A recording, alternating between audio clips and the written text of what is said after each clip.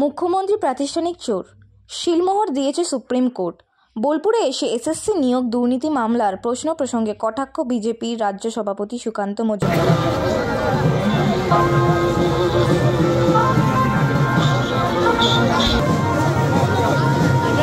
রাজ্য সরকারের আন্ডারে, তার মানে রাজ্য সরকার প্রাতিষ্ঠানিক চুরি করেছে। রাজ্য সরকারের মাথাকে মুখ্যমন্ত্রী, যিনি ক্যাবিনেটে ডিসিশন নিয়েছেন এই চোরদেরকে বাঁচাতে হবে, তাহলে আলটিমেটলি প্রাতিষ্ঠানিক চোরটাকে পশ্চিমবঙ্গের মুখ্যমন্ত্রী এই মুহূর্তে সুপ্রিম কোর্ট দ্বারা সার্টিফাইড প্রাতিষ্ঠানিক চোর।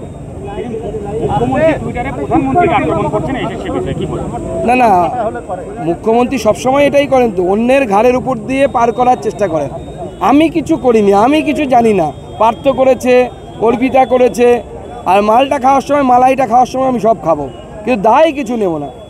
রত্নাকরের মতো ঘুরে বেড়াচ্ছে যে দায়টা অন্যের ঘাড়ে দেওয়ার জন্য। দায় কেউ নেবে না দিদি। দক্ষিণ কলকাতায় বলেছিলেন আমাকে অ্যারেস্ট করতে সিবিআই এলে আপনারা যাবেন তো, কেউ হ্যাঁ বলেনি। এবার যখন সিবিআই আসবে তখন দেখতে পাবেন কেউ আসছেন আপনাকে বাঁচাতে। ওম প্রকাশ চৌটালা যেরকম মুখ্যমন্ত্রী চাকরি বিক্রি করে জেলে গেছিলেন, পশ্চিমবঙ্গের মুখ্যমন্ত্রী এবার রেকর্ড করবেন, চাকরি বিক্রি করে জেলে যাবেন। আমরা 100% এবার আশাবাদী, কারণ এই জেলার যে রাহু অনুব্রত মণ্ডল, সে এখন তিহার জেলে। স্বাভাবিকভাবে তৃণমূলের গুন্ডা মস্তানরা বুঝতে পেরে গেছে মুখ্যমন্ত্রীকে কেন বলতে হচ্ছে যে অনুব্রত মণ্ডল বাইরে আসবে।